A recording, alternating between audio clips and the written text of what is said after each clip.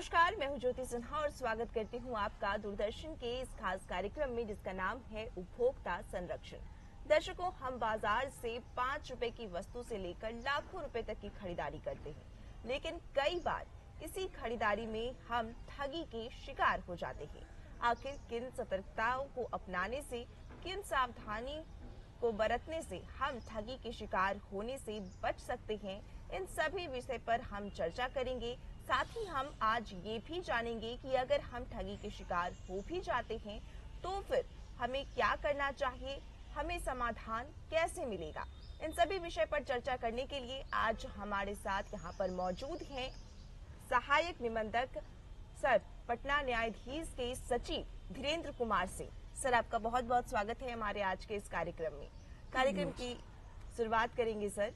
सबसे पहले हम जानना चाहेंगे कि उपभोक्ता आखिर कौन होते हैं। कोई भी व्यक्ति जब बाजार से कोई सामान खरीदते हैं, वो सामान हो या आप जैसे बिजली का उपयोग करते हैं तो आप बिजली के ही उपभोक्ता कहे जाते हैं। वो सारे उपभोक्ता के श्रेणी में आते हैं। उपयोग करने वाली जो भी वस्तुएं हैं, जो जिसकी खरीदारी आदमी करता है, सभी आदमी उपभोक्ता कहलाते हैं। उपभोक्ता को कोई भी सामान खरीदते समय सबसे पहले उस पर ये ध्यान देना चाहिए उनको कि हम जो सामान खरीद रहे हैं वो सही है या गलत है। और दूसरी बात ये है कि किसी भी आप दुकान में जाएं या किसी भी जो कार्यालय हैं जो उपभोक्ता से संबंधित हैं, पहले पूरी जानकारी ले किसी भी विषय के बारे में, किसी भी चीज़ के बारे में, तब जाकर उसको खरीदें या उसको उपयोग करें।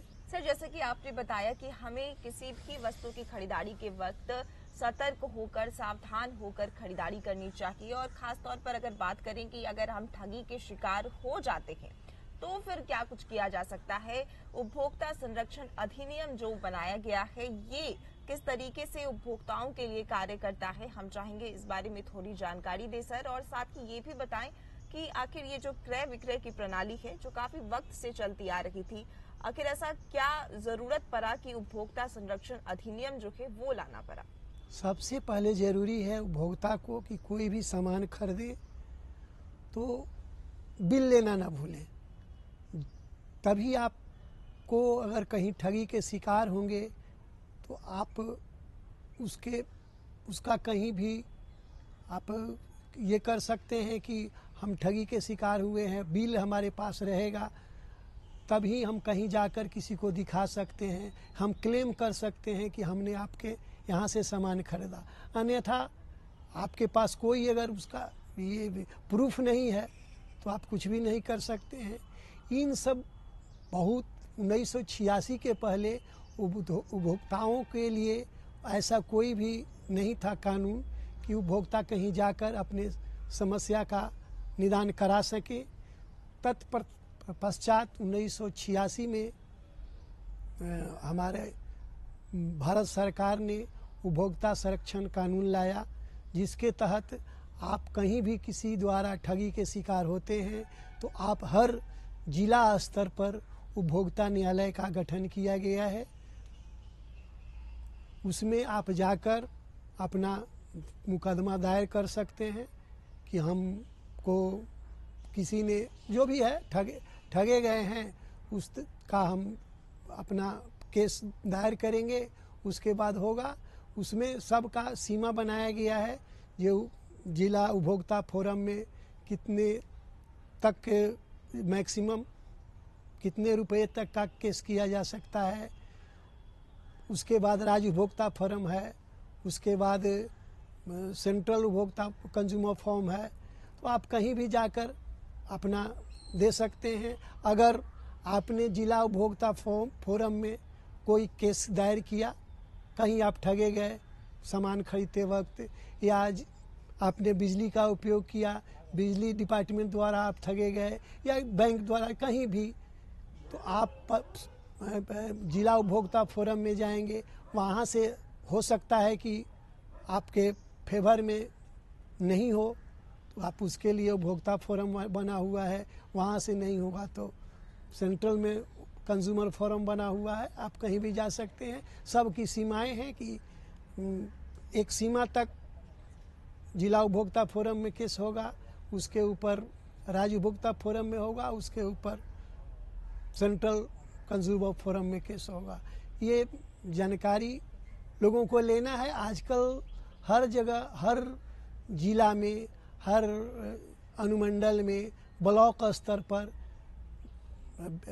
विधिक शिविर चलाए जाते हैं, जिसमें जाकर आप कानूनी सहायता ले सकते हैं, उसके बारे में जान सकते हैं और आपको मिलेगा। अगर आपको कोई जानकारी नहीं है, आप कहीं भी जाएं, किसी भी न्यायालय में, हर न्यायालय में या क्या बोलते हैं जिला मजिस्ट्रेट जो होते हैं, डीएम जिनको कहा जाता है, उनके यहाँ भी सब जगह ये व्यवस्था है कि आप उसके बारे में जानकारी ले सकते हैं, आपको अच्छी जानकारी मिलेगी। इसलिए हर चीज़ करने के पहले सावधानी जरूरी है। और मैं यही कहना चाहूँगा कि आप कोई भी सामान खरीदें, सबसे पहले उसका प्रूफ लेना न भूलें। जब तक आपके पास प्रूफ नहीं रहेगा, आप कुछ भी नहीं कर सकते हैं, कहीं भी ठगे जा सकते हैं।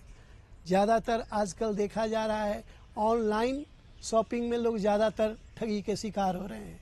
उसके लिए आपको अगर जानकारी नहीं है कि ऑनलाइन परचेज कैसे किया जाता है, आप नहीं करें, आप बाज़ार में जाकर करें।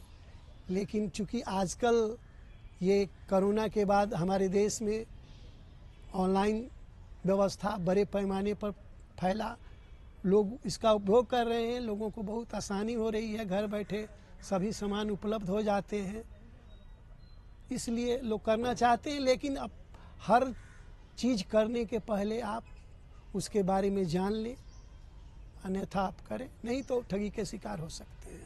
जैसा कि सर आपने बताया कि उपभोक्ताओं को के हित के लिए उपभोक्ता संरक्षण अधिनियम 1986 लाया गया, लेकिन फिर बाद में जिस तरीके से आपने जानकारी दी कि आज के वक्त में ऑनलाइन प्लेटफॉर्म पर जो शॉपिंग है वो काफी ज्यादा लोग कर रहे हैं और ये चीजें जो है वो काफी ज्यादा बढ़ चुकी है, तो उपभोक्ता संरक्षण अधिनियम में भी संशोधन किया गया। उपभोक्ता संरक्षण अधिनियम 2019 में लाया गया, तो 2019 के इस अधिनियम में क्या कुछ इसमें ऐड किया गया है, हम चाहेंगे इसके बारे में थोड़ी जानकारी दे सकें। जैसे जैसे हम आधुनिकता की तरफ बढ़ते हैं तो समस्याएं अनगिनत आने लगती है।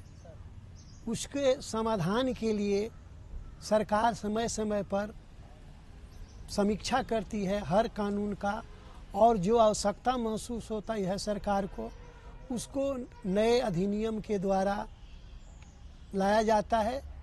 जैसे 1986 में पहली बार हमारे देश में उपभोक्ता संरक्षण कानून बना, उसके उस समय से वही प्रथा चली आ रही थी, लेकिन हमारे देश में सब 2019 के बाद जब कोरोना आया, उसके बाद ऑनलाइन व्यवस्था परचेजिंग के मामले में या बैंकिंग के मामले में ऑनलाइन व्यवस्था बहुत बड़े पैमाने पर हुआ।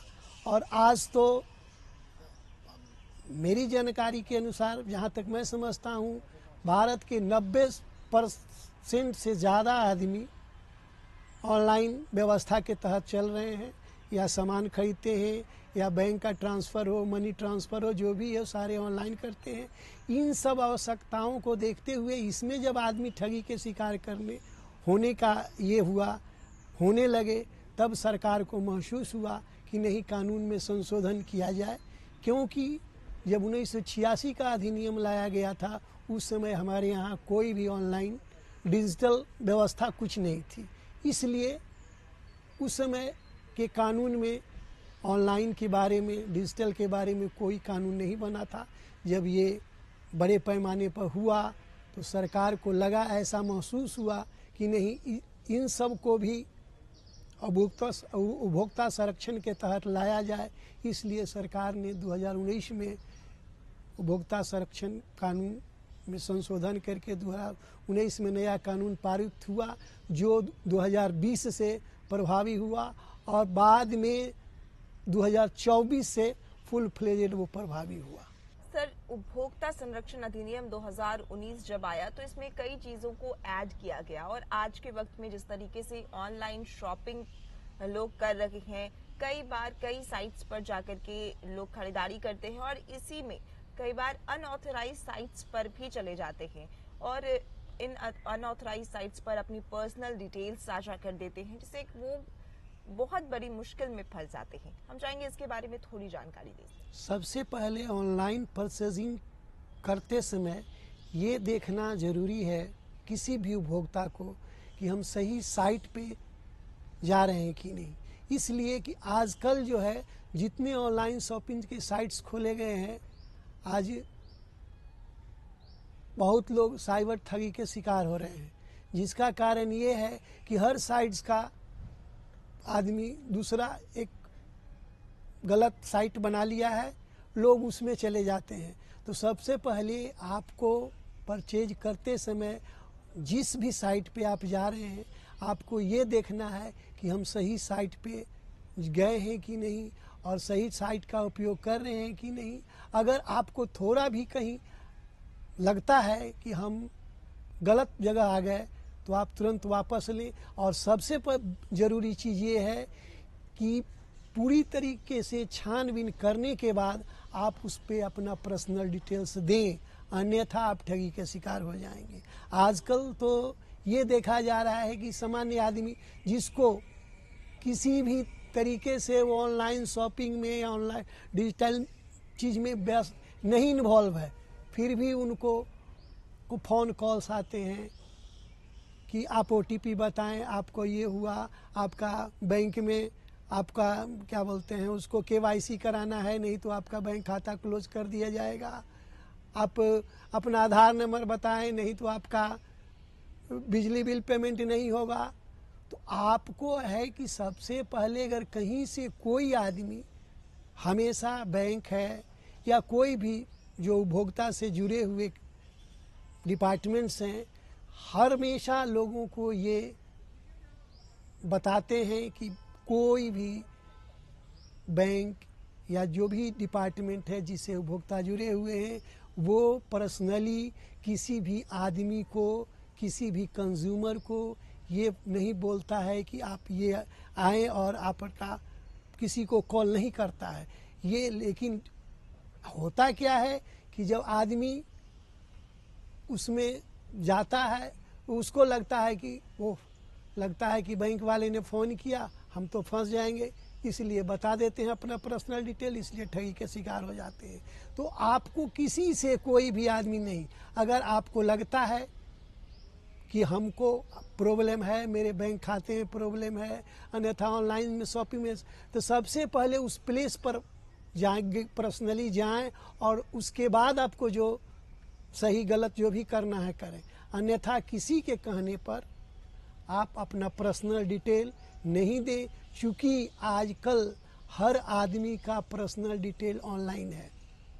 वो आदमी को, उपभोक्ता भी, किसी भी उपभोक्ता को ये समझना होगा कि हम उससे ठगी से बचने के लिए हम अपना पर्सनल डिटेल्स कभी भी दूसरे को शेयर नहीं करें, नहीं बताएं, अन्यथा आप ठगी के शिकार हो सकते हैं।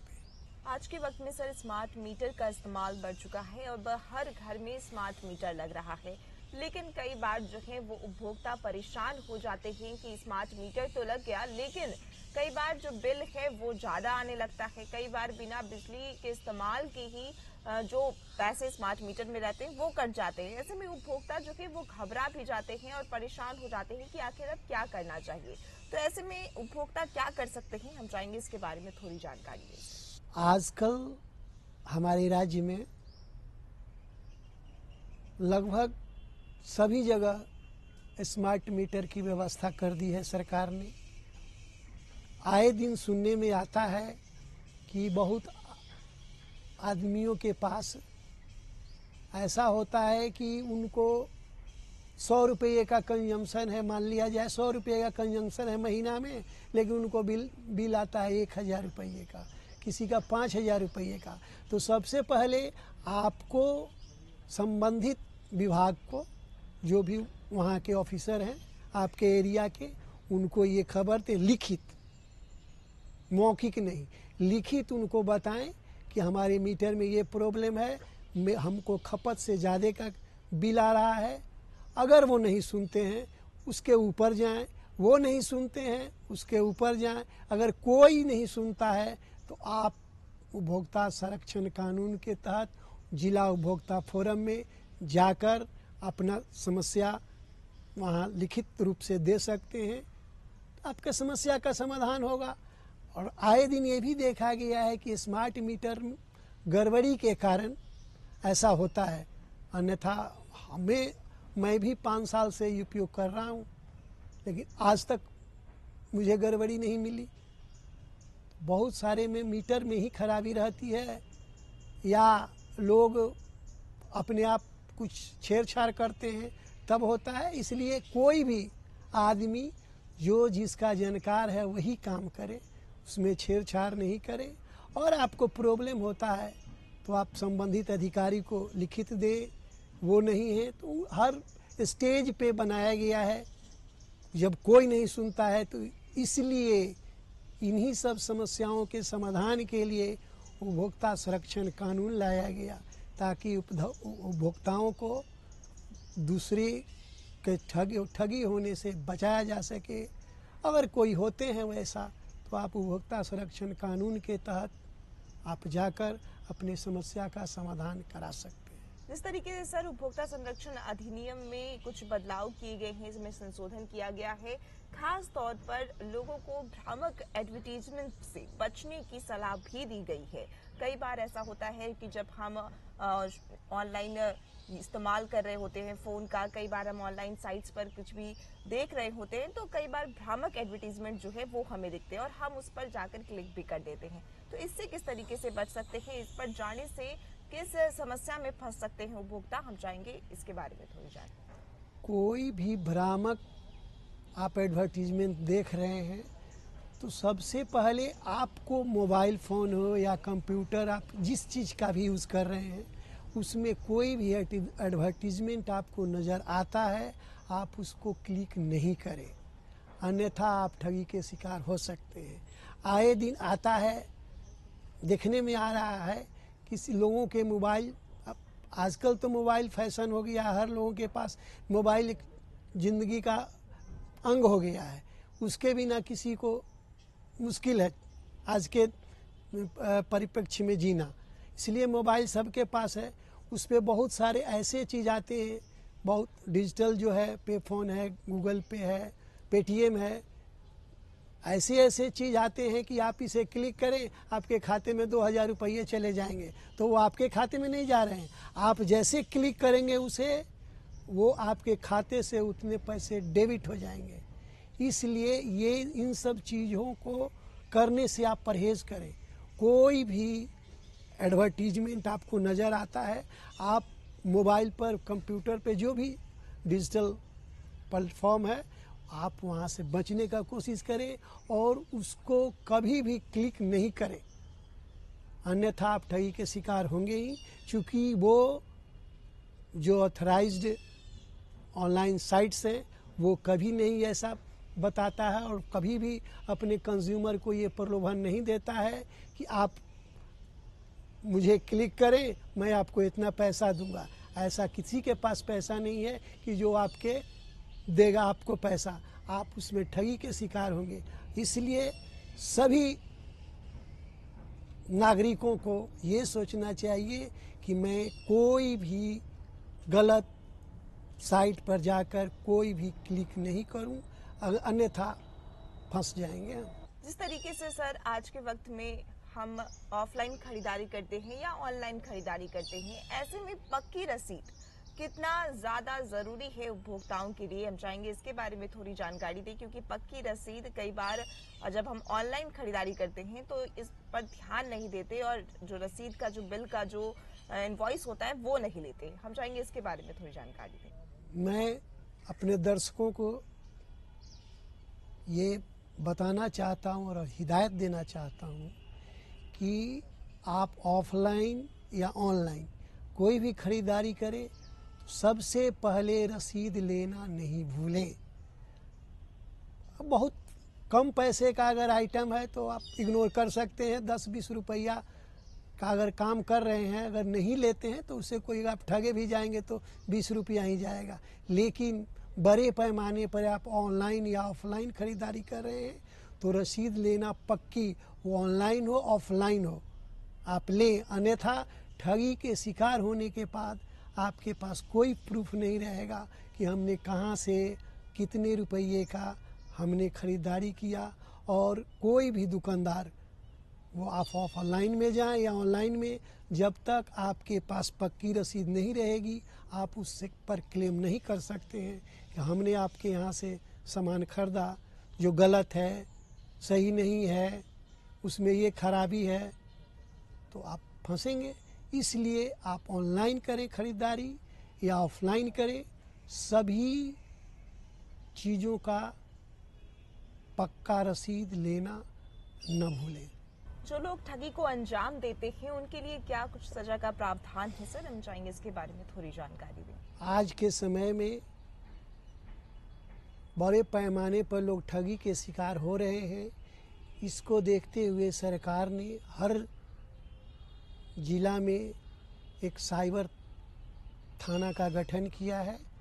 आप जब भी ठगी के शिकार हो रहे हैं आप साइबर थाना में जाकर अपना कंप्लेन दायर कर सकते हैं। उसके तहत जो भी आदमी गलत करते हुए पकड़े जाएंगे उनको सज़ा का प्रावधान है, सज़ा के साथ फाइन का प्रावधान है। वो साइबर थाना में जाने के बाद ही हो सकता है। इसलिए अगर आप ठगे जा रहे हैं तो सबसे पहले आप अपने संबंधित जो आपका नियरेस्ट थाना है उसको आवेदन दें और उसके बाद साइबर थाना में जाकर हर जिला मुख्यालय में साइबर थाने का निर्माण किया गया है। आप वहां जाकर अपना समस्याओं का समाधान कर सकते हैं। सर, जब भी हम खरीदारी करते हैं, ऑफलाइन खरीदारी की अगर हम बात करें, चाहे वो खाद्य पदार्थ हो या फिर आभूषणों की खरीदारी हो, उसमें एक मानक चिन्ह होता है। ये चिन्ह क्या महत्व रखता है और क्या कुछ जानकारी हमें इस चिन्ह से मिलती है? जितने भी मार्केट में सामान मिलते हैं हर लोग सामान पे उसका मानक चिन्ह रहता है, जैसे SIS मार्का, तो आप उसे देखें। ऐसा नहीं है कि आप अगर ऑफलाइन मार्केटिंग कर रहे हैं तो आप ठगी के शिकार नहीं हो सकते हैं। उसमें भी आए दिन डुप्लीकेट सामान मार्केट में पाए जाते हैं। आपको दुकानदार के यहाँ गए, आप कहे कि हमको ये सामान चाहिए, वो दिखाने के बाद आप उसे परखें कि वो सही मार्का है कि नहीं, वो सही सामान है कि नहीं। लेकिन उपभोक्ताओं को ये जानकारी नहीं है, देखकर भी परख नहीं सकते हैं कि ये सही सामान है कि नहीं। इसलिए आप रसीद लें, तब अगर ठगी के शिकार होते हैं, आपको गलत सामान दिया जाता है तो आप उसको खिलाफ कोई भी कार्रवाई कर सकते हैं। जहाँ तक आभूषण की बात है, आभूषण में आज के समय में हॉलमार्क का एक प्रावधान किया गया है। सारे जितने भी आभूषण होते हैं सब पर उसके नीचे में प्रिंट किया रहता है ये हॉलमार्क का है, अन्यथा नहीं। उसको जांच ले, परख ले, तब ले। और कोई भी सामान खरीदे, सबसे ज़रूरी है कि उसका रसीद लेना न भूलें, अन्यथा आप ठगी के शिकार हो सकते हैं। बहुत बहुत धन्यवाद सर, आज हमारे साथ जुड़ने के लिए और हमारे दर्शकों तक जुड़कर इतनी महत्वपूर्ण जानकारी साझा करने के लिए धन्यवाद। दर्शकों, जैसा कि आज के अंक में हमने जाना कि जब भी हम खरीदारी करते हैं, चाहे वो ऑनलाइन खरीदारी हो या फिर ऑफलाइन खरीदारी, पक्की रसीद जरूर ले। पक्की रसीद के सहारे ही आप अगर ठगी के शिकार होते हैं तो अपनी समस्याओं का समाधान कर सकते हैं। अगले अंक में हम फिर मिलेंगे एक नए विषय के साथ। तब तक के लिए मुझे यानी ज्योति सिन्हा और मेरी पूरी टीम को दीजिए इजाजत। पर आप देखते रहिए DD बिहार। नमस्कार।